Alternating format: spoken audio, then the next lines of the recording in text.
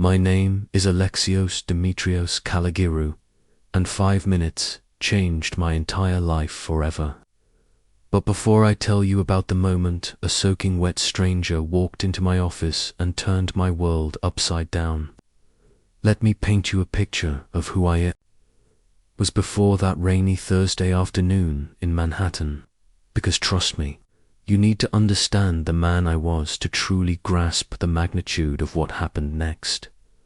I was 32 years old, worth more money than most small countries, and absolutely miserable. Every morning, I'd wake up in my penthouse overlooking Central Park, the same routine for the past 5 years.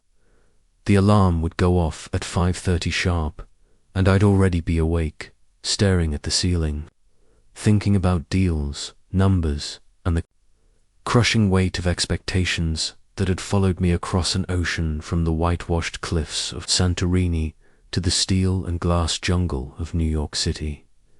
You see, when you're born into a family like mine, freedom isn't really an option.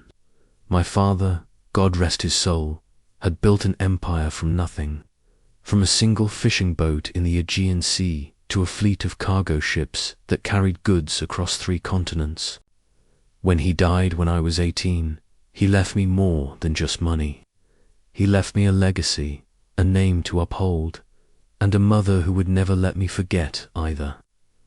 Alexios, my mother Sophia would say during our weekly video calls, her voice carrying that particular tone that Greek mothers have perfected over centuries.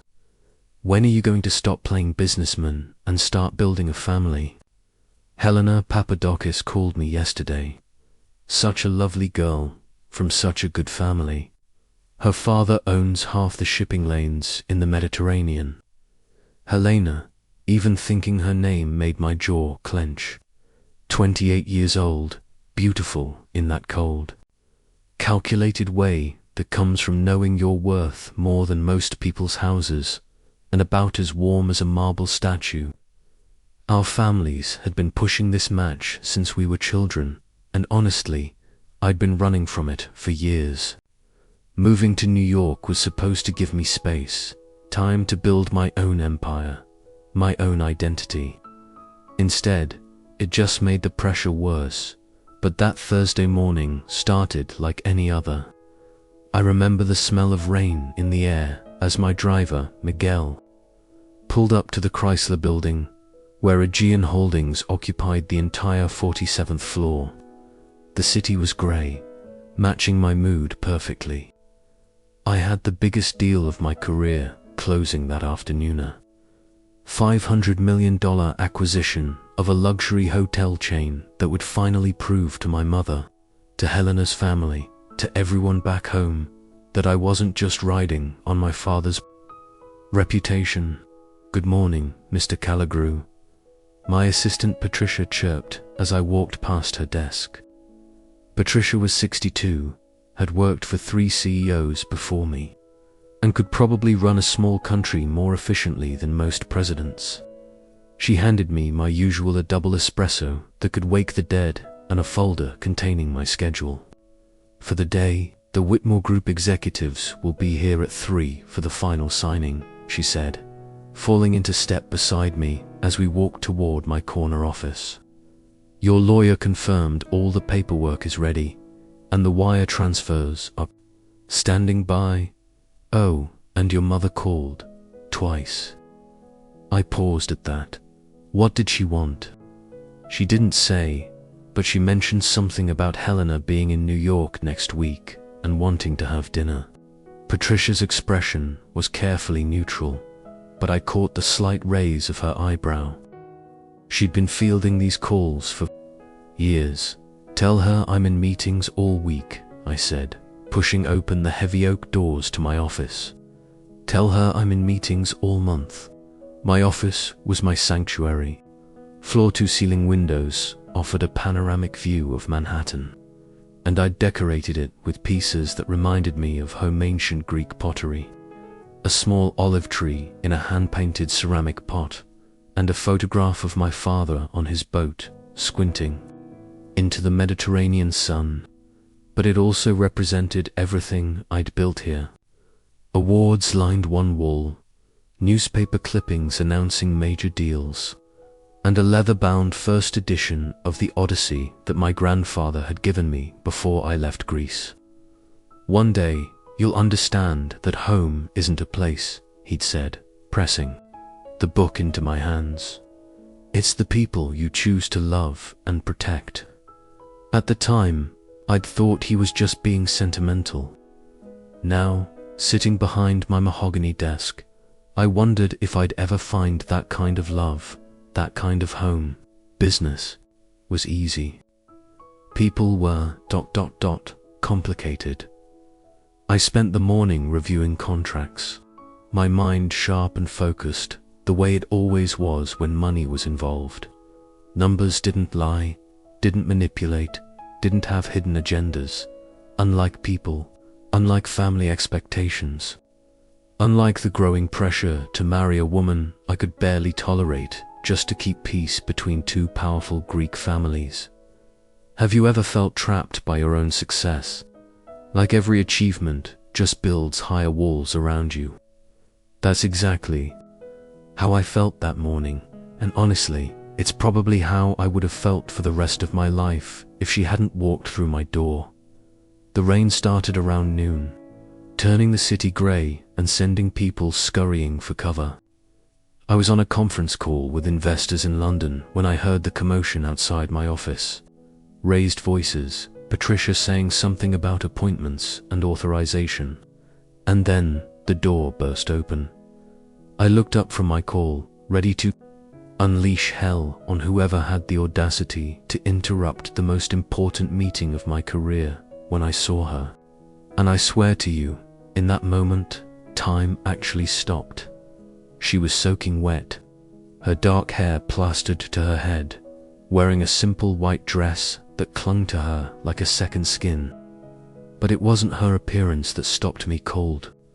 Her eyes, green like the Aegean Sea in summer, wide with panic and something else, determination, desperation. And when she looked at me, really looked at me, I felt something I'd never experienced before. It was like being struck by lightning and finding God at the same time. "I'm sorry," she gasped, water dripping onto my Persian rug. "I think I'm lost." The elevator, it was supposed to go to the 45th floor, but the numbers were confusing, and there were all these men in suits. And I held up a hand to the people on my conference call. "Gentlemen, something urgent has come up. We'll continue this in an hour." But Mr. Kalogirou, the London markets, one of them started to protest. "1 hour," I said firmly, ending the call. I'd just hung up on 12 of the most powerful men in international finance, and I didn't care. All I cared about was the beautiful, terrified woman standing in my doorway. "Close the door," I said softly. She hesitated for a moment, then stepped fully into my office and closed the door behind her. The sound of Patricia's protests became muffled, and suddenly we were alone. The rain drummed against the windows, and I could hear her breathing, fast and shallow. "What's your name?" I asked, standing up from my desk, but not moving closer. Something told me she was like a wild bird. One wrong move, and she'd bolt. "Isabel," she whispered, then cleared her throat, and said it again, stronger. "Isabel Rosethorn." Even her name was beautiful. Musical. I found myself wanting to hear her say it again. "Isabel," I repeated, and I swear I saw her shiver when I said it. "I'm Alexios, and you're not lost anymore." She laughed, a sound that was half humor, half hysteria. "That's very kind of you to say, but I think I'm more lost than I've ever been in my life." There was something in her voice, a weight that suggested she wasn't just talking about finding the right floor. I walked around my desk slowly, keeping my hands visible, like she was a wounded animal I didn't want to spook. "What were you looking For on the 45th floor, I asked. A lawyer, she said, wrapping her arms around herself. Richard Morrison, he's supposed to help me with. God, this is going to sound insane. Try me. She looked at me for a long moment, those green eyes searching my face like she was trying to decide if she could trust me. And in that moment, I realized I would do anything to earn that trust. I need to disappear, she finally said. Legally, completely, before tomorrow night. Now, I've heard a lot of crazy things in my line of work. I've negotiated with arms dealers who spoke in riddles, oil executives who measured success in environmental destruction, and politicians who could lie with the conviction of saints. But something about the way she said it, the quiet desperation in her voice, made me believe every word. Are you in danger? I asked. She nodded, tears mixing with the rainwater on her cheeks. There's a man, Marcus Blackwood. He owns debts that my family couldn't pay, and now he thinks he owns me too.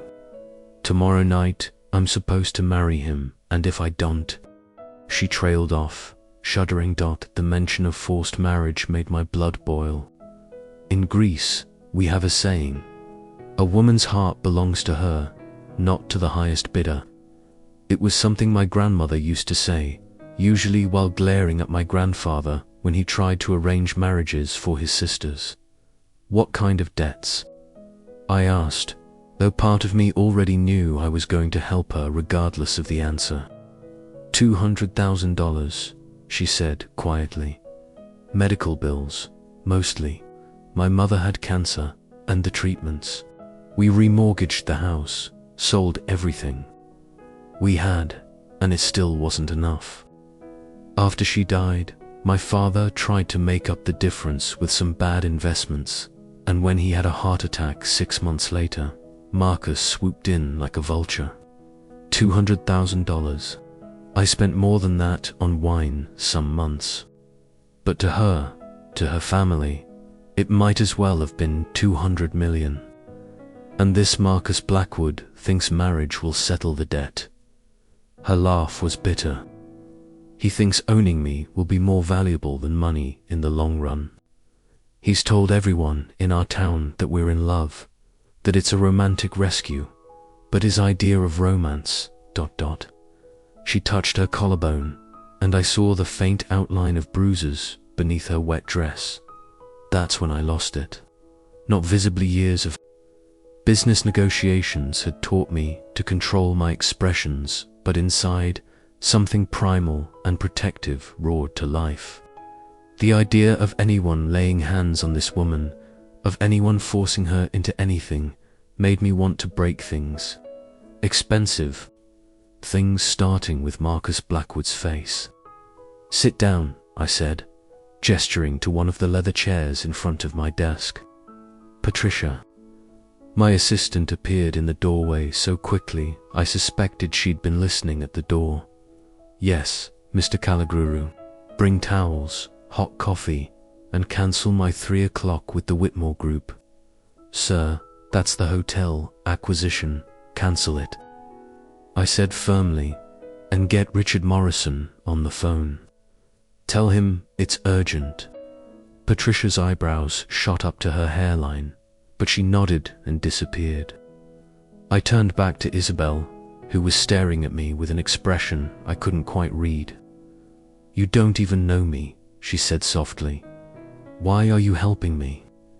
It was a fair question, and I wished I had a rational answer. But the truth was, from the moment she'd walked through my door, something had shifted in my chest. Something that felt suspiciously like my grandfather's voice whispering about finding home. In the people you choose to protect. Maybe that's exactly why I can help you, I said. I don't have any preconceived notions about what you should do or who you should be. All I see is someone who needs help, and I have the resources to provide it. Patricia returned with towels and coffee, setting them down with the efficiency of someone who'd handled stranger situations than this, though probably not many. Mr. Morrison is on line 1, she said, and I've rescheduled the Whitmore meeting for Monday. I nodded and picked up the phone. Richard Alexios, Kalogirou. I need you to do something for me, and I need it done today. While I talked to the lawyer, I watched Isabel dry her hair with the towel, her movements graceful despite her obvious exhaustion. She'd wrapped the second towel around her shoulders and was cradling the coffee cup like it was the first warmth she'd felt in weeks. Identity protection, asset shielding, the works. I continued into the phone. And Richard, money is no object. Whatever it takes. When I hung up, Isabel was staring at me with wide eyes. I can't pay you back, she said. I don't have anything left to give. I'm not asking you to pay me back. Then what do you want? It was a loaded question, and we both knew it. What did I want? I wanted to wrap her in my arms and promise that no one would ever hurt her again. I wanted to buy her a house where she could feel safe, a life where she could smile without looking over her shoulder. I wanted to know everything about her favorite color, what made her laugh, what she dreamed about when she thought no one was watching. But mostly, I wanted to kill Marcus Blackwood with my bare hands. I want you to be safe, I said instead. That's all. She studied my face for a long moment, then set down her coffee cup and stood up. For a terrifying second, I thought she was going to leave, to walk back out into the rain and into whatever hell Marcus Blackwood had planned for her. Instead, she walked around my desk and stopped directly in front of me. This close, I could smell her perfume, something light and floral that mixed with the rain scent in her hair. I could see the gold flecks in her green eyes, the way her lips parted slightly when she was thinking. You're going to think I'm crazy, she said quietly. I already think you're crazy, I replied, trying to keep things light even though my heart was hammering against my ribs. You walked into a stranger's office asking for help, disappearing. Crazy seems to be your specialty. She smiled then, the first real smile I'd seen from her, and it was like watching the sun come out after a storm. Then you won't be surprised by what I'm about to ask you. Try me. She took a deep breath, looked me straight in the eye, and said words that changed everything. Marry me. For a moment, I was sure I'd misheard her. I'm sorry. Marry me, she repeated, her voice stronger now. Today, right now, it's the only way to legally protect me from Marcus. If I'm already married, he can't force me into another marriage. And as my husband, you'd have legal standing to protect my assets, my identity, everything.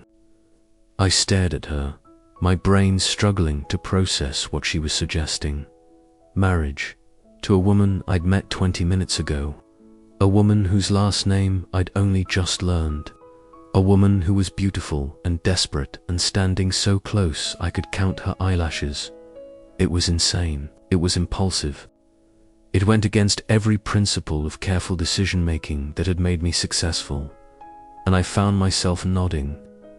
Okay, I heard myself say, let's get married. Her eyes widened like she hadn't actually expected me to say yes. Really, really. But I have conditions. Of course you do. But she was smiling when she said it. First, this stays between us until we figure out what happens next. I have complicated family situations, and they don't need to know about this yet. She nodded. What else? Second, you move into my penthouse. If we're going to convince anyone this marriage is real, we need to be living together. But don't worry, it's a big place. You'll have your own room, your own space, whatever you need. And third, I paused, looking into those green eyes that had already changed everything. Third, when this is over, when you're safe and Marcus Blackwood is out of your life, if you Want an annulment? I'll give it to you. No questions asked. No strings attached. Something flickered across her face, disappointment. Relief, I couldn't tell. Those terms are acceptable, she said formally, like we were negotiating a business contract instead of planning to bind our lives together. Then I guess we're getting married. I picked up my phone and dialed Patricia. I need you to find out how quickly we can get a marriage license in New York, and I need you to find an officiant who can perform a ceremony today. Money is no object, sir. Patricia's voice was strangled. Did you just say marriage license? You heard correctly. Also, clear my schedule for the rest of the day. The Whitmore Group is going to be furious. Let them be furious. This is more important. When I hung up, Isabel was looking at me with an expression I couldn't read. You're really going to do this? You're going to marry a complete stranger to help her escape from another complete stranger? When you put it like that, it does sound a little crazy, I admitted. But yes, I am. Why? It was the same question she'd asked before, but this time it felt heavier, more important, like my answer might determine whether we were making the biggest mistake of our lives or the best decision either of us had ever made. Because, I said, reaching out to touch her hand, sometimes when someone walks into your life, you just know. You know that everything before was just waiting, and everything after is going to be different. You walked into my office minutes ago, and already I can't imagine letting you walk back out into the rain. Her fingers curled around mine, and I felt that same electric shock I'd experienced when she first looked at me. What if this is a terrible idea? Then it'll be a terrible idea we make together. She squeezed my hand, and I knew she'd made her decision before she said it. Okay, Alexios, Dimitrios, Kalogirou. Let's get married. The next few hours passed in a blur that felt surreal even as I lived through it. Patricia, bless her efficient soul, managed to expedite a marriage license through connections I didn't know she had, and found a judge willing to perform a civil ceremony in his chambers for what I suspected was a very generous donation to his favorite charity by 6 o'clock that evening. I was standing in a wood-paneled office in Lower Manhattan, wearing my best suit and holding the hand of a woman I'd known for 6 hours. Judge Martinez was a kindly man in his 60s, who asked no questions about our whirlwind romance and seemed genuinely pleased to be officiating what he clearly thought was a love story for the ages. If only he knew. Do you, Alexios Dimitrios Kalogirou, take Isabel Rosethorn to be your lawfully wedded wife, to have and to hold, in sickness and in health, for richer or poorer, for better or worse, until death do you part? I looked into Isabel's eyes and saw my own mix of terror and exhilaration reflected back at me. This was insane. This was the most impulsive thing I'd ever done. This was perfect. I do, I said, and meant it more than I'd ever meant anything in my life. And do you, Isabel Rosethorn, take Alexios Dimitrios Kalogirou to be your lawfully wedded husband, to have and to hold, in sickness and in health, for richer or poorer, for better or worse, until death do you part? She squeezed my hands, and her voice was steady when she answered, I do. By the power vested in me by the state of New York, I now pronounce you husband and wife. You may kiss the bride. This was the moment I'd been dreading and anticipating in equal measure. We were strangers playing at being lovers, to people bound together by desperation and convenience rather than affection. But when I leaned down to kiss her, when her lips met mine in that wood-paneled office, with rain still drumming against the windows. Something shifted. It was supposed to be perfunctory, a quick press of lips to seal a business arrangement. Instead, it was like coming home to a place I'd never been. Like finding the missing piece of a puzzle I didn't know I was solving. When we broke apart, her cheeks were flushed and her eyes were bright, and I realized that somewhere between her, walking into my office and promising to love me until death do us part, I'd started falling for my own wife. "Congratulations," Judge Martinez said warmly, shaking both our hands. "I have a good feeling about you too." As we walked out of the courthouse into the New York evening, I realized that for the first time in years, I wasn't thinking about deals or expectations or the weight of my family name. All I could think about was the woman walking beside me, my wife, and how strange and wonderful it felt to finally be exactly where I belonged. But as we climbed into my car and I gave Miguel my address, I caught Isabel checking her phone and saw her face go pale. "What is it?" "A text from Marcus," she whispered, showing me the screen. "He knows I ran. He's coming to New York." And just like that, our honeymoon was over before it began. Because apparently, marrying a stranger was the easy part. The ride to my penthouse was silent except for the hum of the engine and the steady rhythm of rain against the windows. Isabel sat beside me, still clutching her phone, reading and rereading Marcus's message like she could somehow change the words if she stared at them long enough. I wanted to take the phone away from her, to tell her that Marcus Blackwood would have to go through me to get to her. But something about her posture told me she needed space to process what was happening. My wife, the word felt foreign and familiar at the same time, like speaking a language I'd learned as a child but hadn't used in years. Mrs. Isabel Kalogirou. I found myself wondering if she'd take my name officially or if this was all just paperwork to her, a legal shield with no real meaning. "Tell me about him," I said quietly as we pulled onto Fifth Avenue. "About Marcus. I need to know what we're dealing with." She looked up from her phone, and in the passing streetlights, I could see the exhaustion in her face. "He's 45. Owns a chain of auto dealerships across upstate New York, and has enough money to make people disappear when they don't pay their debts. He's also the kind of man who thinks that buying something gives him the right to break it." The way she said that last part made my hands clench into fists. "Has he hurt you before?" "Not physically, not yet.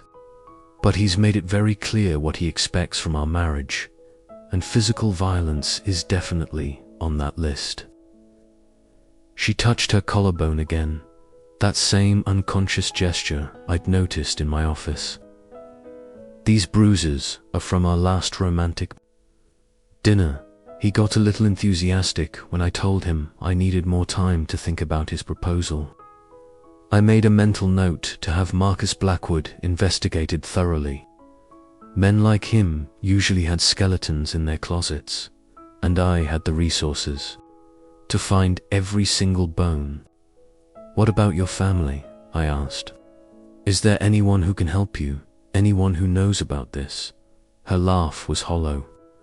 "My family is the reason I'm in this mess, remember. My parents are dead, and the only other relative I have is my Aunt Claire, who lives in California and thinks Marcus is a nice young man who's willing to take care of me. She actually told me I should be grateful that someone with his resources is interested in damaged goods like me." Damaged goods. The phrase made me want to find Aunt Claire and explain to her exactly how wrong she was. Isabel wasn't damaged, she was a survivor. There's a difference, and anyone who couldn't see that didn't deserve to be in her life.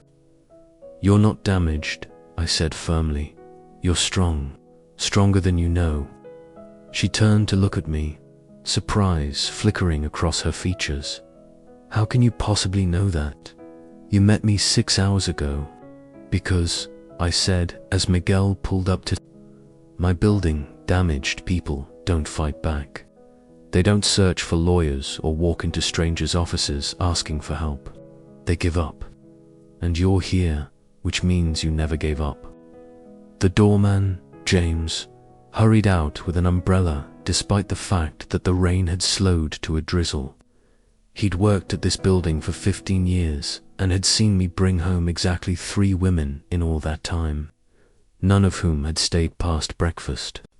His eyes widened slightly when he saw Isabel, but his professionalism never wavered. "Good evening, Mr. Kalogirou, Mrs. He paused, clearly uncertain how to address her. "Mrs. Kalogirou," I said smoothly, enjoying the way the words sounded, more than I probably should have. "James, my wife, will be living here now. Please make sure she has access to everything she needs." If James was surprised by the word wife, he hid it well. "Of course, sir. Welcome home, Mrs. Kalogirou." The elevator ride to the 42nd floor was another exercise in comfortable silence. I found myself stealing glances at Isabel, trying to reconcile the desperate woman who'd burst into my office with the composed person standing beside me now.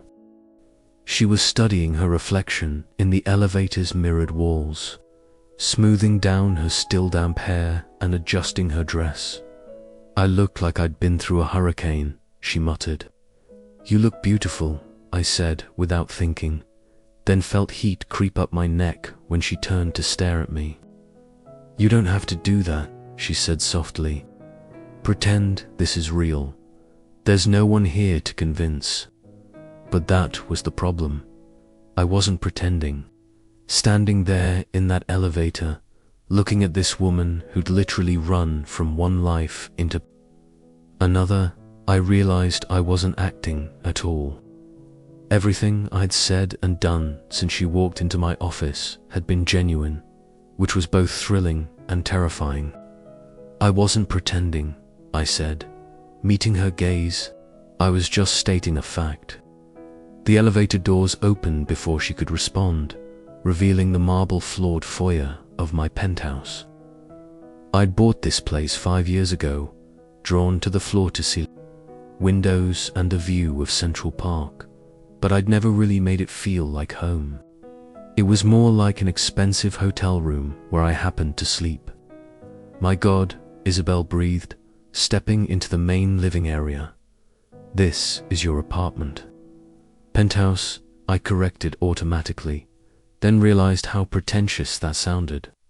"I mean, yes, this is home." She walked to the windows, pressing her palm against the glass as she looked out at the city lights below. "I've lived in New York my entire life, but I've never seen it from this high up. It's like looking at a different world." I watched her take in the space, trying to see it through her eyes. The open-plan living area with its leather furniture and modern art. The kitchen with its marble countertops and professional-grade appliances that I barely knew how to use. The dining room table that seated 12 but had never hosted more than a business dinner for 4. "Are you hungry?" I asked, suddenly feeling like an awkward teenager instead of a successful businessman. "I could order something, or actually," she said, turning back to me, "I'd like to take a shower, if that's okay. It's been a very long day, and I still feel like I'm dripping rainwater everywhere." "Of course, let me show you to your room." I led her down the hallway, past my home office and the guest bathroom, to the suite I'd designated as hers. It had its own bathroom, a walk-in closet, and windows facing east toward the river. I'd never had overnight guests who used this room, but I'd furnished it anyway, thinking someday I might have family visit. Family, the thought reminded me that I was going to have some very difficult phone calls to make soon. "This is yours," I said, opening the door. There are towels in the bathroom, and I'll have Patricia arrange for some clothes to be delivered tomorrow. Tonight, there should be some robes in the closet if you need something to wear." She looked around the room, taking in the queen-sized bed with its white linens, the comfortable reading chair by the window, the small desk where she could work if she wanted to. "Alexios, this is beautiful. But are you sure about this? About all of this? Because once people find out we're married, there's no taking it back quietly." I leaned against the doorframe, studying her face. "Do you want to take it back?" She paused, seeming to really consider the question. "No, I don't think I do. But I need you to understand what you've gotten yourself into. Marcus isn't going to just disappear because I have a marriage certificate. He's going to fight this. And he has resources. He also has a very nasty temper and no moral compass whatsoever." "Isabel," I said, stepping into the room and closing the distance between us. "I have more resources than Marcus Blackwood could dream of. And unlike him, I actually know how to use them legally. You're under my protection now, which means you're untouchable." She looked up at me, and for a moment, I thought she might cry. Instead, she did something that surprised me even more. She stood on her tiptoes and kissed my cheek, a soft, grateful press of lips that left the scent of her perfume lingering in the air between us. "Thank you," she whispered, "for everything, for saving my life." After she disappeared into the bathroom, I found myself standing in the hallway for several long minutes, touching the spot where she'd kissed me and trying to figure out how my carefully ordered life had become so wonderfully complicated in the span of a single day. I made my way back to the kitchen and tried to focus on practical matters. Food. We both needed to eat, and it was almost 8 o'clock. I opened my phone to call my usual Thai place, then stopped. What did she like? What was her favorite food? Did she have allergies? There were so many basic things I didn't know about my wife. My wife. There it was again, that word that sent a strange thrill through my chest every time I thought it. I was still contemplating dinner options when my phone rang. The caller ID made my stomach drop. "Mama." For a moment, I considered not answering. Sophia Kalogirou had an uncanny ability to sense when something was different in my life, and I wasn't ready to explain why I'd gotten married without telling her. But avoiding her would only make things worse, and she'd already called twice. "Today, Mama," I answered in Greek, falling automatically into the language of my childhood. "Alexios, my darling boy, finally you answer your mother's calls. I was beginning to think you had forgotten you have a family." Her voice carried that particular combination of love and guilt that Greek mothers had perfected over millennia. I could picture her in the kitchen of our family home in Santorini, probably making something delicious while simultaneously worrying about every aspect of my life. "I've been busy with work, Mama. You know how it is. Yes, always working. This is exactly what I want to talk to you about. Helena called me today." Of course she did. Helena Papadakis had been calling my mother regularly for months, probably reporting on my dating life, like some kind of romantic spy. Oh, I tried to keep my voice neutral. She's in New York next week for some charity gala, and she wants to see you. Her father thinks it's time you two got serious about your relationship. "Mama, I've told you before, Helena and I don't have a relationship. You have a responsibility, Alexios, to your family, to your father's memory, to the future of our businesses." The Papadakis family controls shipping routes that could be very beneficial to our interests. This was an old argument, one we'd been having for years. My mother saw marriage as a strategic alliance, a way to strengthen family ties and business connections. The fact that I found Helena about as appealing as a root canal was irrelevant to her calculations. I understand the business benefits, Mama, but nothing. You're 32 years old, and you're living in that big apartment all by yourself, like some kind of hermit. What are you waiting for? True love. She said the last two words with the kind of skepticism usually reserved for discussions of unicorns and honest politicians. I almost laughed. If only she knew that true love, or at least something that felt very much like it, had walked into my life just hours ago. Actually, Mama, there's something I need to tell you. The words were out before I could stop them. Maybe it was the stress of the day, or the way Isabel had looked at me when she thanked me, or just the sudden desire to shock my mother into silence.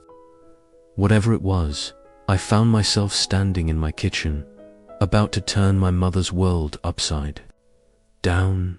Yes. What is it? I took a deep breath.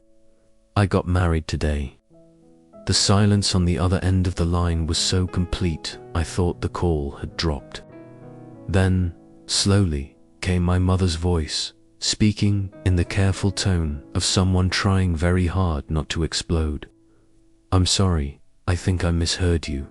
It sounded like you said you got married. I did say that. I got married this afternoon, to Helena. No, Mama, to someone else.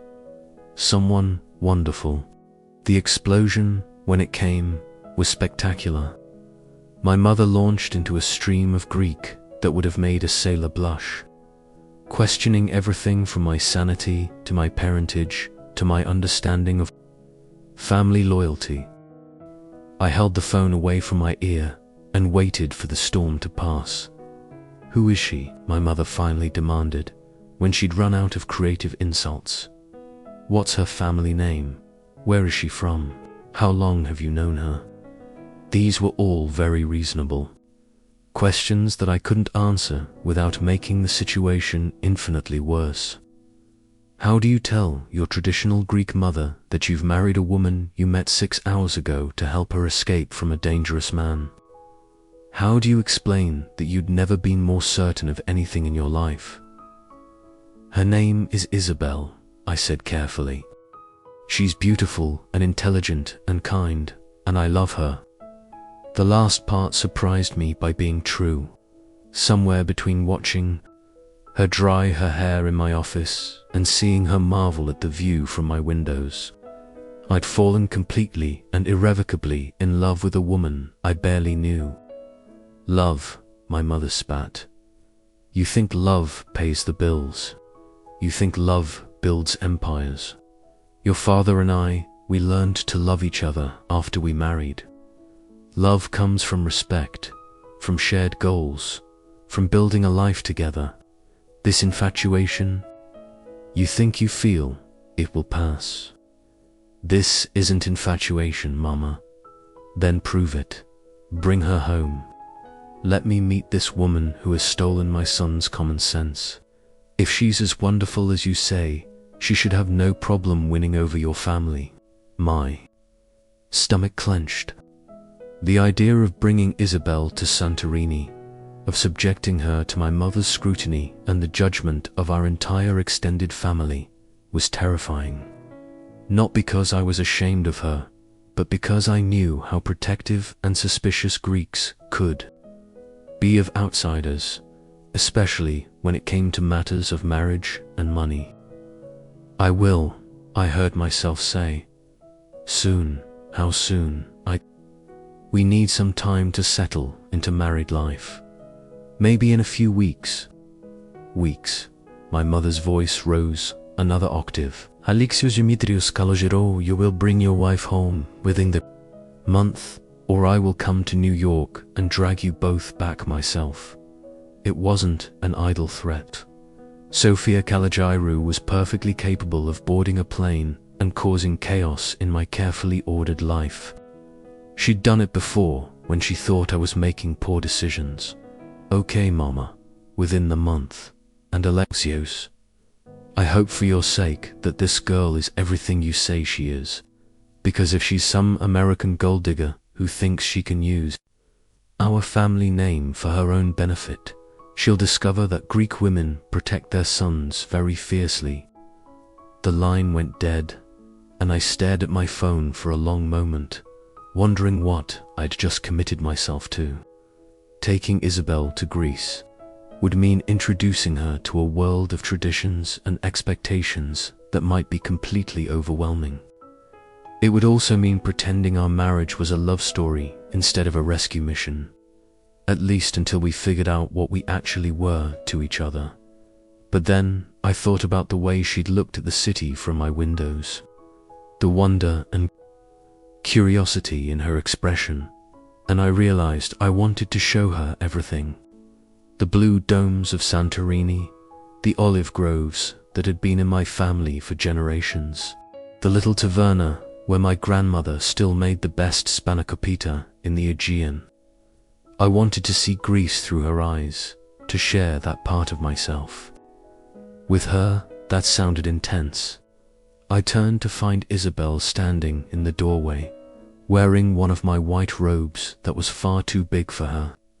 Her hair was damp from the shower, and she looked younger somehow, softer around the edges. My mother, I said by way of explanation, double quotes. Ah, did you tell her about me? I nodded, suddenly feeling like I needed to explain myself.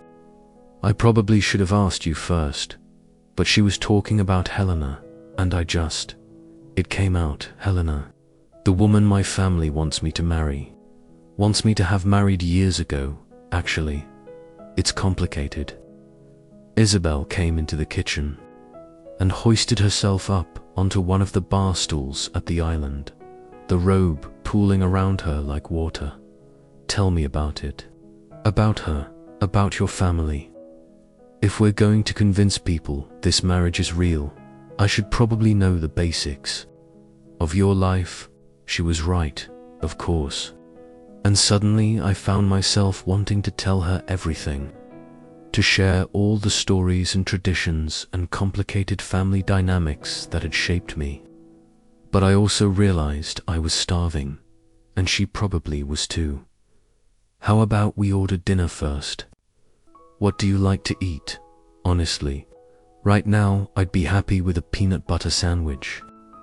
I haven't eaten since breakfast, and I was too nervous to finish that. I pulled out my phone and scrolled through my delivery options. We can do better than peanut butter.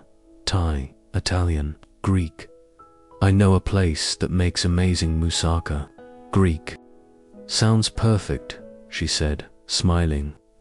I should probably start learning about the culture I just married into. While we waited for the food to arrive, I told her about my family. About growing up on Santorini, where everyone knew everyone else's business and tradition was more important than innovation. About my father, who'd built his shipping empire through a combination of hard work and strategic partnerships, and who'd died when I was too young to really appreciate everything he'd tried to teach me. He sounds like he was an incredible man, Isabel said when I finished talking about him. But he was also very traditional, very focused on family, legacy and duty. I think he would have liked this situation, actually. You needed help. I had the resources to provide it, and I chose to protect you rather than ignore your problem. That's very much his style. What about your mother? What's she like? I laughed, thinking about Sophia's reaction to our marriage. Intense, passionate, completely convinced that she knows what's best for everyone, especially me. She's going to want to meet you soon, probably sooner than either of us is ready for. I'd like to meet her, Isabel said quietly. If you think she'd approve of me, I mean. She'd love you, I said without hesitation. Eventually, it might take some time for her to get past the shock of me getting married without her permission. But once she sees how amazing you are, she'll come around. The food arrived, and we spread it out on the dining room table, using the good china because it felt like our first meal as a married couple deserved something special. I watched Isabel try the moussaka, saw her eyes widen with pleasure at the first bite, and felt a ridiculous surge of pride like I'd cooked it myself. "This is incredible," she said, taking another bite. "Is all Greek food this good? Wait until you try my grandmother's cooking. She's 82 and still makes everything from scratch. She'll probably want to feed you until you can't move. Your grandmother is still alive, Yaya Katerina. She lives with my mother and pretty much runs the household, despite officially being retired. She's going to adore you, especially if you show any interest in learning family recipes." We ate in comfortable conversation, and I found myself relaxing for the first time all day.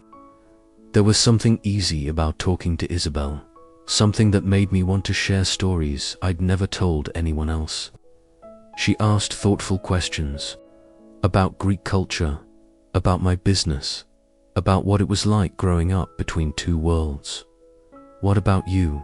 I asked as we finished dinner. "Tell me about your life before today, before Marcus." Her expression grew more serious, but she didn't shut down the way I'd expected. "I grew up in a small town about 2 hours north of here. My dad was a high school teacher, and my mum was a nurse. We weren't wealthy, but we were happy. I was going to art school, planning to be a painter, when Mum got sick." "What kind of art do you do?" "Portraits, mostly. People in candid moments, when they think nobody's watching. I love capturing those unguarded expressions, the moments when someone's true self shows through." I thought about the way she'd looked at me in my office, like she was seeing something I didn't even know was there. "I'd like to see your work sometime. Most of it's in storage now. Had to sell almost everything to pay for medical bills, but I kept a few pieces, the ones that meant the most to me. When this is all settled, when Marcus is out of the picture, what do you want to do? Do you want to go back to school?" She was quiet for a long moment, playing with the edge of her napkin. "Honestly, I haven't let myself think about the future in so long. For the past 2 years, I've just been focused on surviving one day at a time. Having dreams felt like a luxury I couldn't afford." "You can afford them now," I said gently. "Whatever you want to do, wherever you want to go, we'll make it happen." She looked up at me with those green eyes that seemed to see straight into my soul. "Why are you being so good to me? And don't say it's because you're just a nice person. I've met nice people, and none of them have ever offered to completely change their lives to help a stranger." It was a fair question, and one I'd been asking myself all evening. The rational answer was that I had the resources to help and it was the right thing to do. But the real answer was much more complicated. "Because," I said, reaching across the table to take her hand, "sometimes you meet someone and you just know. You know that they're going to matter, that they're going to change everything. I knew that about you the moment you walked into my office, even though I was dripping wet and completely crazy. Especially because you were dripping wet and completely crazy. Anyone can walk into a business meeting looking polished and professional. It takes real courage to show up vulnerable and ask for help." Her fingers intertwined with mine, and I felt that same electric connection I'd experienced when we first touched. "What happens now? I mean, tomorrow, next week? Do we just pretend to be newlyweds until Marcus gives up?" "We take it one day at a time," I said. "Tomorrow we'll deal with whatever Marcus throws at us. We'll figure out how to blend our lives together, at least on the surface, and we'll see what develops between us. What if nothing develops? What if we realize we're completely incompatible? I brought her hand to my lips and kissed her knuckles softly. Then we'll figure that out too. But Isabel, I want you to know that even if this never becomes more than a legal arrangement, I don't regret it. Helping you, protecting you, that's not something I'll ever be sorry for. She was quiet for a moment, studying our joined hands. I've never had anyone want to protect me before. My parents loved me, but they were always so focused on just getting by that protection was a luxury. And Marcus, he talks about protection, but what he really means is possession. I'm not Marcus, I said firmly. I will never try to possess you or control you. If you want to leave tomorrow, if you want an annulment next week, I'll help you do it. Your choices are your own, and if I want to stay. The question hung in the air between us, loaded with possibilities I wasn't sure either of us was ready to explore. Then you stay, for as long as you want. We cleaned up dinner together, moving around each other in the kitchen like we'd been doing it for years instead of hours. There was something domestic and comfortable about it, something that made the penthouse feel more like a home than it ever had before. The next morning came too soon, bringing with it the harsh reality of our situation. I'd barely slept, my mind racing with possibilities and contingencies. Marcus was coming to New York, Helena was already here, and my mother was expecting explanations I wasn't sure I could give. I found Isabel in the kitchen, already dressed, and nursing a cup of coffee. She looked tired but determined, like someone who'd made peace with whatever was coming. Any word from Marcus? I asked, pouring myself coffee. 3 more texts during the night. He's definitely in the city, and he's not happy. My phone rang before I could respond. The caller ID showed a number I didn't recognize, but the area code was familiar. Upstate New York. Marcus, don't answer it, Isabel whispered, but I was already sliding my finger across the screen. Alexios Kalogirou, I said, in my most professional voice, Mr. Kalogirou. The voice was smooth, cultured, with just a hint of menace underneath. I hope you slept well, though I suspect you didn't, given the circumstances. What do you want, Blackwood? I want to talk, man to man, about the situation we find ourselves in. There's no situation. Isabel is my wife, legally and completely. Whatever you think you have with her is over. His laugh was soft and genuinely amused. Oh, I don't think you understand the full picture yet. You see, Isabel didn't just owe me money. She signed a contract, a very specific contract that gives me certain rights regarding her future. Marriage doesn't void that contract. I felt Isabel tense beside me, and I could see panic starting to build in her eyes. What kind of contract? The kind that smart businessmen insist on when they're investing in someone's future. When I paid off her family's debts, Isabel agreed to certain terms. Terms that your little marriage ceremony doesn't change. You're lying, am I? Perhaps you should ask your wife about the papers she signed. Ask her about the fine print she was too desperate to read carefully. The line went dead, and I stared at my phone, feeling like the ground had shifted beneath my feet. I looked at Isabel, who was staring at me with an expression of absolute terror. What contract? I asked quietly. She took a shaky breath. When my father was dying, when the medical bills were piling up and we were about to lose the house, Marcus came to me with an offer. He said he'd pay everything, all the debts, all the bills, in exchange for ... In exchange for what? A commitment. To marry him within 2 years. And if I tried to marry someone else first, or if I ran away, he'd have the right to claim damages equal to 3 times what he'd paid out. My blood ran cold. How much did he pay? 200,000 in debts, plus another 100,000 for my father's funeral and my mother's final expenses. According to the contract, if I marry someone else, I owe him $900,000. $900,000. Even with my resources, that was serious money. But more importantly, it meant Marcus had a legal claim that could complicate everything. But as I looked at the fear in Isabel's eyes, I realized something had shifted in me overnight. This wasn't just about helping a stranger anymore. This was about protecting the woman I was falling in love with. Why didn't you tell me about this yesterday? Because I was desperate and terrified, and you were offering me a way out, I thought. I hoped that maybe being married would invalidate the contract somehow. I took her hands in mine, forcing her to look at me. Isabel, listen to me very carefully. I don't care about Marcus's contract. I don't care about $900,000.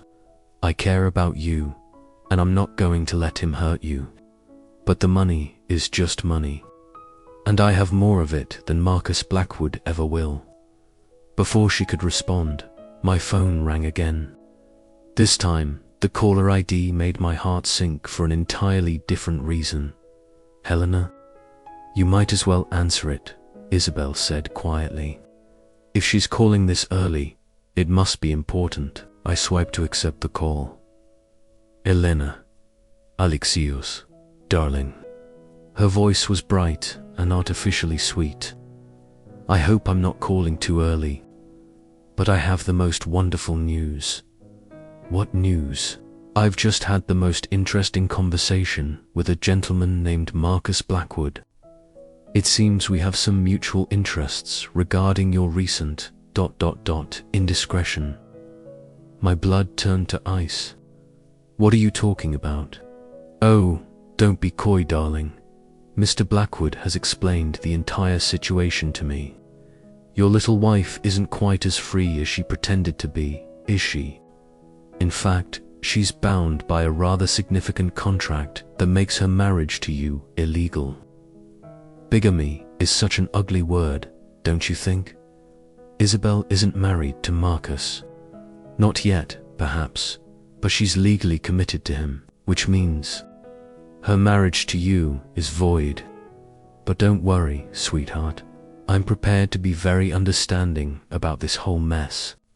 We can have the annulment papers filed by this afternoon, and then we can move forward with our own engagement as if this little detour never happened.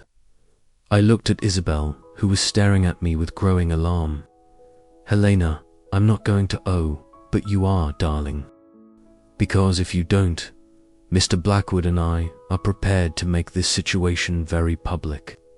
How do you think your board of directors will feel when they learn their CEO married a woman who was already legally committed to another man? How do you think your mother will react when she discovers the truth about your great love? The line went dead, and I stared at my phone, realizing that Helena and Marcus had found each other and formed an alliance that could destroy everything Isabel and I had built in the past 24 hours. They're working together, I said to Isabel, Helena and Marcus. They're planning something. She sank onto one of the bar stools, her face pale. I've ruined your life, haven't I? I've dragged you into something that's going to cost you everything. Hey, I moved to stand in front of her, tilting her chin up so she had to look at me. You haven't ruined anything, and I'm not giving up on us. But Helena's right. If Marcus can prove that I was legally committed to him when we got married, then we'll fight it. Together, I didn't fall in love with you just to give up at the first sign of trouble. Her eyes widened. You ... What? I realized what I'd just said, but looking into her green eyes, I knew it was true. I said, I fell in love with you. Somewhere between yesterday afternoon and this morning, I fell completely, irrevocably in love with my wife. Tears started to spill down her cheeks. Alexios, I know it's crazy. I know it's too fast and too complicated and probably the worst possible timing, but it's true. She reached up and cupped my face in her hands. It's not crazy, because I fell in love with you too, with your kindness and your strength and the way you make me feel like I'm worth protecting. I leaned down and kissed her, properly this time. Not the ceremonial press of lips from our wedding, but a real kiss full of promise and desire and the kind of love that changes everything. When we broke apart, we were both breathing hard. So, what do? She whispered. We fight. But first we need to understand exactly what we're up against. I'm calling my lawyer, and we're going to examine that contract with a fine-tooth comb. There has to be something we can use, and if there isn't, then we'll find another way. Isabel, I meant what I said yesterday. I'm not going to let anyone take you away from me. Not Marcus, not Helena, not anyone. The next few hours were a blur of legal consultations and strategic planning. My lawyer, Richard Morrison, examined Marcus's contract and confirmed what we'd feared. It was legally binding and would likely hold up in court. But he also found something interesting. There's a clause here, he said, pointing to a section buried in the legal language.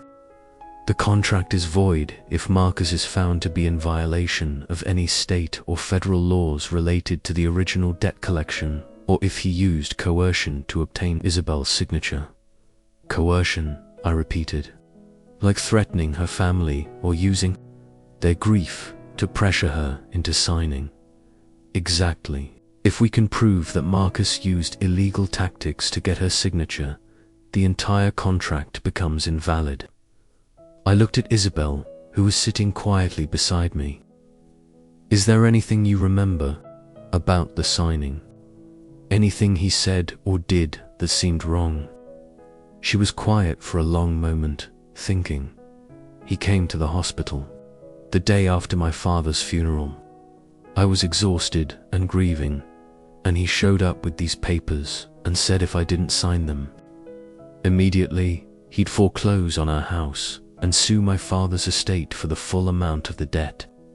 That's coercion, Richard said immediately. Using someone's grief and exhaustion to pressure them into signing a contract is illegal. But we'd need proof. What kind of proof? Witnesses, recordings, anything that shows he deliberately took advantage of her emotional state. I was already reaching for my phone. I know someone who might be able to help. The someone was Dimitri, who had connections in the private investigation world that I'd never asked about and probably didn't want to know the details of. Within hours, he'd put together a team to investigate Marcus Blackwood's business practices, looking for evidence of coercion, fraud, or any other illegal activities. But we didn't have to wait long for answers. Marcus himself provided the evidence we needed. That afternoon, he showed up at my building. James called up from the lobby, his voice tight with concern.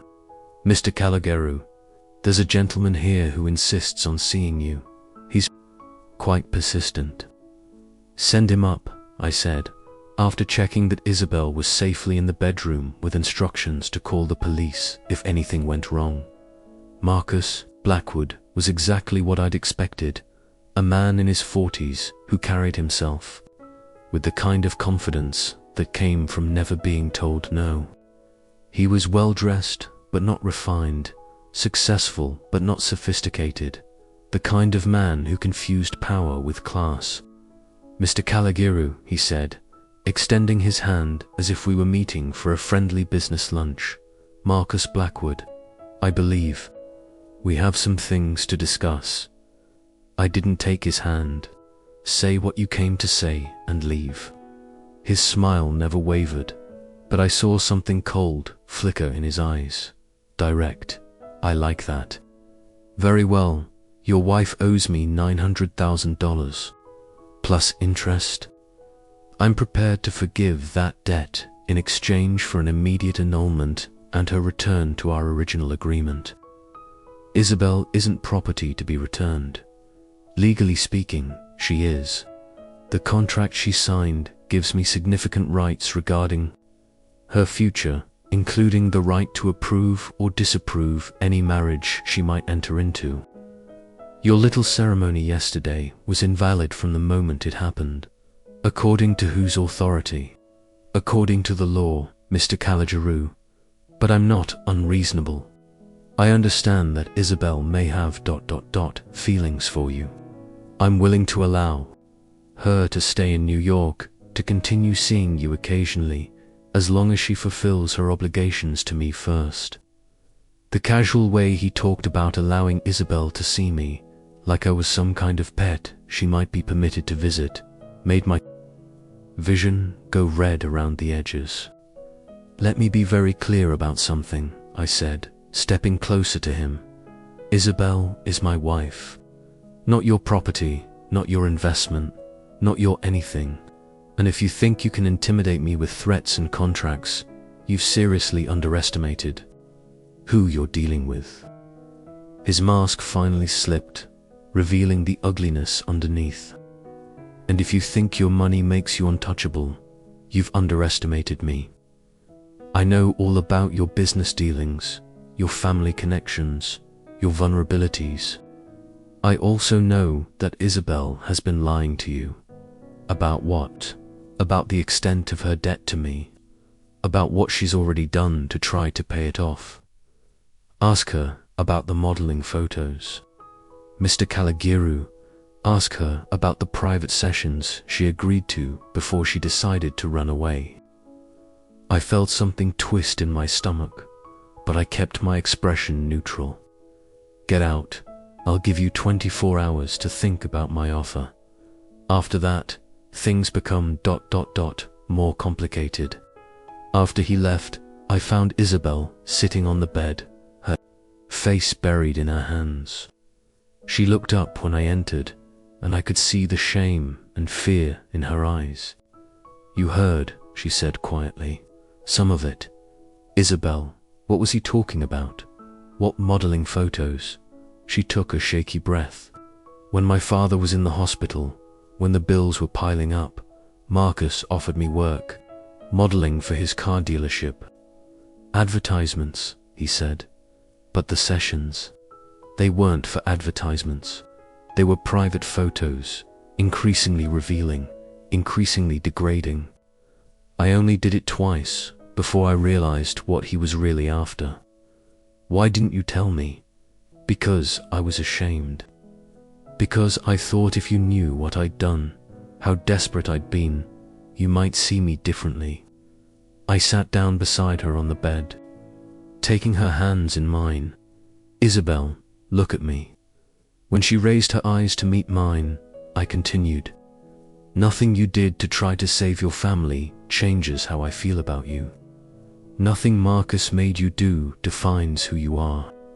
But the photos are evidence of his coercion and probably blackmail, which is exactly what we need to invalidate his contract. Hope flickered in her eyes. Really, really.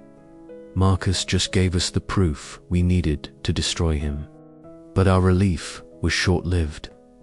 The next morning brought news. That changed everything.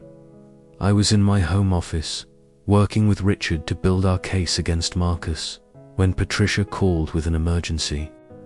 Sir, you need to turn on the news. Channel 7 now. I grabbed the remote and switched to the local news, where a perfectly coiffed reporter was standing outside my building. In a shocking development this morning, sources close to the Greek shipping magnate Alexios Kalogirou have revealed that his recent marriage may be invalid due to prior contractual obligations entered into by his bride. The woman, identified as Isabel Thorne, was reportedly bound by a legally binding agreement with upstate businessman Marcus Blackwood. raising questions about the legitimacy of her marriage to the billionaire CEO. The report continued, but I stopped listening. Helena had made good on her threat, taking our private battle public. Within hours, my phone was ringing constantly. Reporters, board members, family friends, all wanting to know if the rumors were true. "We have to do something," Isabel said, pacing the living room like a caged animal. "This is destroying your reputation." "I don't care about my reputation." "Well, I do. You've given up everything to help me, and now you're losing your business, your family, relationships, all of it because of my problems." I stood up and caught her hands, stopping her pacing. "Isabel, listen to me. I haven't given up anything. I've gained everything that matters. But your mother called 6 times this morning, and I'll deal with my mother. But I'm not giving up on us." That's when inspiration struck. If Helena and Marcus wanted to play dirty, I was more than capable of matching them. But I had something. They didn't. The truth, and the resources to make sure everyone heard it. "We're going to Greece," I announced. "What?" "My mother wants to meet you. My family wants to judge our marriage, and the whole world is questioning whether what we have is real. So we're going to show them, Alexios. That's crazy. Walking into your family's territory right now, when everything is falling apart, isn't crazy. It's exactly what people in love would do. We're going to have a second wedding, a traditional Greek ceremony in front of my entire family.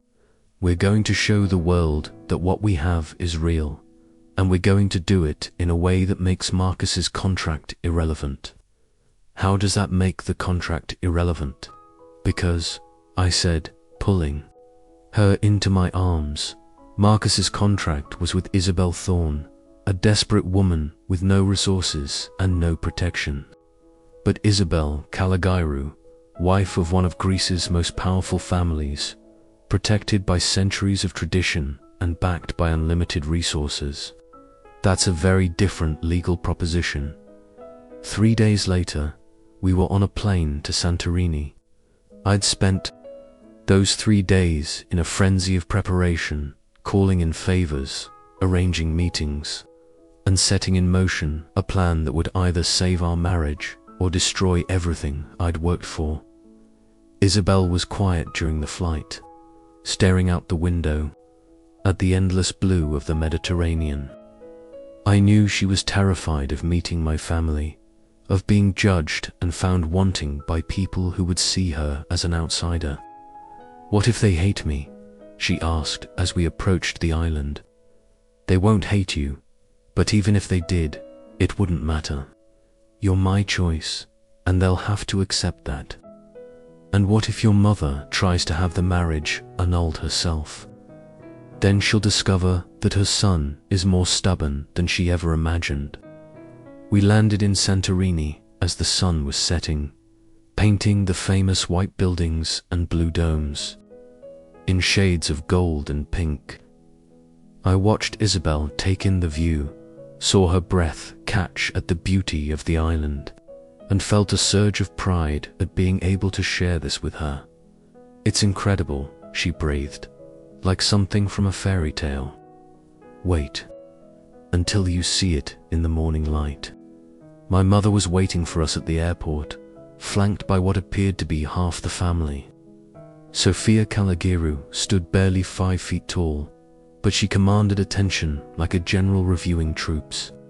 Her dark eyes fixed on Isabel immediately, taking in every detail with the intensity of a scientist studying a new species. "Alexios," she said, embracing me with the fierce love that had shaped my childhood. Then she turned to Isabel, switching to careful English. "And you must be the famous Isabel." "Yes, ma'am. It's such an honor to meet you." My mother studied her for a long moment, then surprised everyone by smiling. "You have good manners. This is important. Come, we go home. There is much to discuss." The drive to our family compound was filled with rapid-fire Greek conversation and stilted English attempts to include Isabel. But I noticed something wonderful happening. My family was trying. Despite their reservations about our sudden marriage, they were making an effort to welcome her. The real test came when we reached the house and I saw Yaya Katerina waiting on the terrace. At 82, she was the undisputed matriarch of our family, and her approval or disapproval could make or break Isabel's acceptance into the clan. "Yaya," I said, embracing my grandmother, "this is Isabel." Yaya studied my wife with the same intensity as my mother, but her weathered face revealed nothing. Then, slowly, she spoke in heavily accented English. "You make my grandson happy." "I try to," Isabel replied honestly.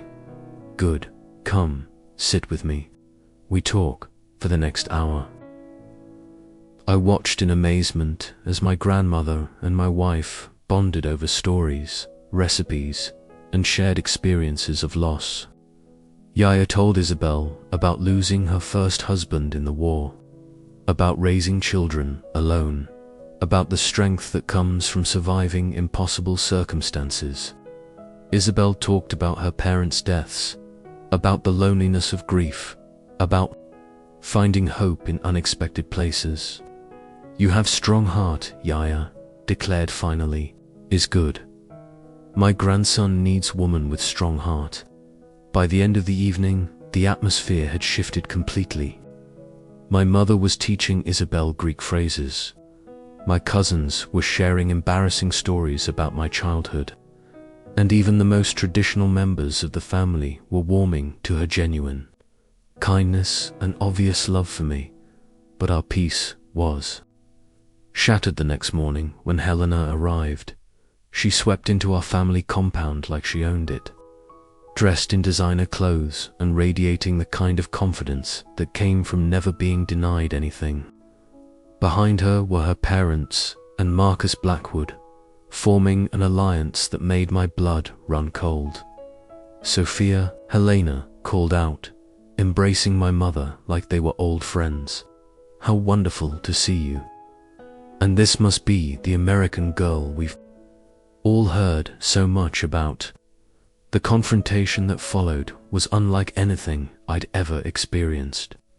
Helena publicly challenged our marriage, presenting Marcus as a wronged party seeking justice. Marcus produced his contract, demanding that my family force me to honor Isabel's prior commitment to him. But they had underestimated both my family's loyalty and Isabel's strength. "This contract," Yaya said, examining the papers with surprising legal acuity, "was signed by girl in grief. Yes, by girl with no family to protect her. The circumstances of the signing don't invalidate Marcus," began. "But this girl," Yaya continued, pointing at Isabel, "is not same girl who signed papers. This girl is Kalogirou. This girl has family now. Family that protects." What followed was a masterclass in Greek family politics. My mother, who could have been swayed by business considerations, instead chose to defend her son's choice.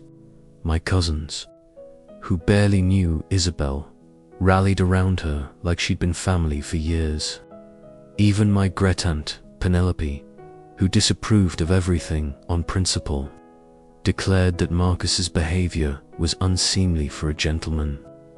The turning point came when Helena, frustrated by her lack of support, made a crucial mistake. "This is ridiculous," she snapped, her perfect composure finally cracking. "Sophia, you know this marriage is a farce. Alexios married her to spite me, to avoid his responsibilities to our families. She's nothing but a common American fortune hunter who saw an opportunity and took it." The silence that followed was deafening. In Greek culture, insulting someone's wife is tantamount to insulting the entire family. Helena had just crossed a line that couldn't be uncrossed. I think My mother said quietly, "You should leave now." "Sophia, surely you don't believe." "I believe," my mother said, rising to her feet with all the dignity of her lineage, "that my son has chosen a wife who makes him happy. I believe that Isabel is now family, and I believe that anyone who insults my family is no longer welcome in my home." Helena's parents, mortified by their daughter's breach of etiquette, began apologizing profusely.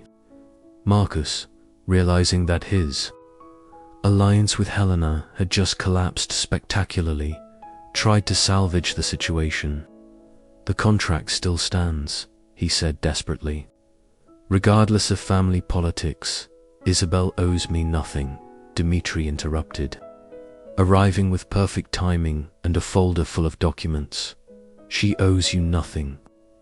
He handed me the folder, and I opened it to find everything we'd been hoping for: photographs of Marcus's illegal debt collection practices, recorded phone calls where he threatened vulnerable families, and most damning of all, testimony from other women who'd been coerced into similar contracts. "It seems," I said, looking directly at Marcus, "that you've been running this scam for years, targeting families in crisis, using their desperation to force women into compromising positions. The FBI is very interested in your business practices." Marcus's face went white. "You can't prove any of that." "Actually, we can, and we have. Your contract with Isabel is void due to coercion, fraud, and about a dozen other illegal activities. But more than that, you're going to be spending the next several years explaining your business model to federal investigators." The man who had terrorized Isabel for months suddenly looked small and powerless, faced with the combined might of my family's resources and his own criminal stupidity. "As for you," I said, turning to Helena, "I think it's time you accepted that what Isabel and I have is real, permanent, and absolutely none of your business." But Isabel stepped forward before Helena could respond. "Actually, I'd like to say something." My wife, who had been quiet throughout most of the confrontation, stood up and addressed the room with a strength that made me fall in love with her all over again. "I know some of you have questioned whether my marriage to Alexios is real," she said, her voice clear and strong. "I know it seems impossible that two people could fall in love so quickly, could commit to each other so completely, after knowing each other for such a short time." She looked around the room, meeting the eyes of every family member, every skeptic, every person who had doubted her. "But love isn't about time. It's about recognition. It's about meeting someone and realizing that everything before was just preparation for this moment. Alexios saved my life, not just from Marcus, but from a future where I'd forgotten how to hope, how to dream, how to believe that I deserved to be protected and cherished." She turned to look at me, and the love in her eyes was so clear, so genuine, that I heard my mother gasp softly. "I love your son," she continued, "not because he's wealthy or powerful or connected, but because he's kind, because he saw someone in trouble and chose to help without asking for anything in return, because he makes me want to be brave enough to build a life full of joy instead of just surviving day by day." The room was completely silent, everyone captivated by her honesty and strength. So yes, our marriage happened quickly. Yes, it started under unusual circumstances. But what we've built together, what we're building together, is real. And if anyone has a problem with that, they're welcome to take it up with me. The applause, when it came, was thunderous. My family, who had started the day uncertain about Isabel, ended it completely won over by her courage and authenticity. Helena left without another word, her parents trailing behind her in embarrassment. Marcus was escorted away by local authorities to await extradition to New York, and I found myself standing in my childhood home, surrounded by family, holding the hand of the woman I loved more than life itself. "So," my mother said later that evening, as we sat on the terrace watching the sunset, "when do you want to have the real wedding?" 3 weeks later, Isabel and I were married again, this time in the tiny chapel where my parents had exchanged vows 35 years earlier. She wore my grandmother's wedding dress, altered to fit her perfectly, and carried flowers from the garden where I'd played as a child. The ceremony was everything our civil wedding hadn't been: romantic, traditional, and surrounded by people who loved us. Yaya cried throughout the entire service. My mother beamed with pride, and Dmitri gave a speech that had everyone laughing and crying in equal measure. But the moment that mattered most came when the priest asked us to exchange vows we'd written ourselves. "Isabel," I said, taking her hands in mine, "you walked into my life like a storm, disrupting everything I thought I knew about myself and what I wanted. You showed me that home isn't a place, it's the person you choose to love and protect. You are my home, my heart, my future. I promise to love you, to choose you, to build a life with you that's worthy of the courage it took for you to trust me with your heart, Alexios," she replied, her voice steady despite the tears streaming down her face. "You saved me in every way a person can be saved. You gave me safety when I was in danger, hope when I was desperate, and love when I'd forgotten. I deserved it. You showed me that fairy tales can be real, that someone can appear in your darkest moment and change everything. I promised to love you, to stand beside you, to be worthy of the gift you gave me when you chose to make me your wife. When the priest pronounced us husband and wife, when I kissed her in front of the altar where generations of my family had celebrated their love, I knew that our story had found its perfect ending. But really, it was just the beginning. 6 months later, we were back in New York, living a life that felt like a dream. Isabel had returned to painting, her work now displayed in galleries that competed for the privilege of showing her pieces. She'd painted a series of portraits of Greek fishermen that captured something essential about the soul of the islands, and art critics were calling her the most promising new talent in years. I'd restructured my business to give me more time, with her delegating responsibilities so that I could be home for dinner, for weekend trips, for the simple pleasure of watching her work in the studio I'd built for her in our penthouse. Marcus Blackwood had been convicted on multiple counts of fraud and coercion, and was serving a federal prison sentence that would keep him away from vulnerable families for years to come. Helena had married a shipping magnate from Athens, a strategic alliance that gave her everything she'd wanted from a marriage except love and us. We were living the kind of love story that people write songs about. "Do you ever regret it?" Isabel asked one evening as we stood on our terrace, watching the sun set over Manhattan, walking away from the safe choice, the expected path. I pulled her closer, breathing in the scent of her hair, feeling the solid warmth of her against my chest. "The only thing I regret is not meeting you sooner. Even though I was dripping wet and completely crazy. Especially because you were dripping wet and completely crazy. That's when I knew you were perfect for me." She laughed, the sound filling our home with joy. And I realized that this was what my grandfather had been trying to tell me all those years ago. Home wasn't a place you came from, it was the person you chose to build a life with, and I had chosen perfectly. Later that night, as we lay in bed talking about our plans for the future, the children we wanted to have, the places we wanted to travel, the life we were building together day by day, Isabel turned to me with a question. Do you think we would have found each other if I hadn't walked into your office that day? I thought about it seriously, imagining alternate timelines where desperate circumstances hadn't thrown us together, where I'd remained trapped in my expected life and she'd found some other way to escape Marcus. Yes, I said finally. Maybe not that day, maybe not in that way, but yes, I think we were always meant to find each other. How can you be so sure? Because, I said, kissing her forehead, some things are just destiny.